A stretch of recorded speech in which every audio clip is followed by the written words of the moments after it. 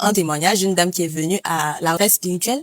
Elle voulait avoir un taxi. Et vous lui avez conseillé d'entrer en alliance. Vous l'avez même poursuivi à entrer en alliance avec Dieu. Et quand elle est entrée en alliance avec Dieu, elle a vu vraiment les fruits. Dieu lui a permis d'avoir ce taxi au prix qu'elle avait. Alors papa, comment l'alliance peut aider ceux qui sont dans les difficultés financières? Pourquoi d'abord l'alliance dans le monde de la finance? De la finance. Parce que quand on reconnaît que la finance, le développement de la finance et la maîtrise de la finance part de Dieu qui est juste, qui est précis, alors qu'on arrive à comprendre la volonté de Dieu qui dit, bon, toi, pour ne pas échouer, sois un avec moi.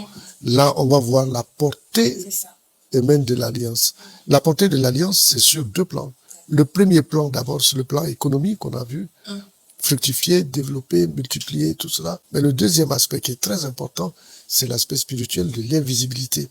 Tu vois? En fait, il est difficile de gérer et même des prévisions. Le meilleur business plan ne peut pas prévoir une incendie dans 10 ans ou bien une révolte pour faire en sorte que les choses ne marchent pas. Donc, ce côté qui est l'esprit, qu'on appelle dans la Bible le lendemain.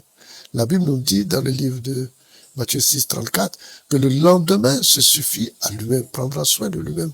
Donc, la maîtrise de l'économie, c'est lui, il fructifie, il développe, mais aussi la maîtrise des choses qu'on ne voit pas. Parce que tous les objectifs d'une entreprise se trouvent dans le futur, se trouvent être dans le futur. Et lui, il s'appelle futur, il s'appelle lendemain. Maintenant, si toi, tu as l'occasion d'être un avec le futur, ou tu es un avec celui qui développe, mais tu vas réussir.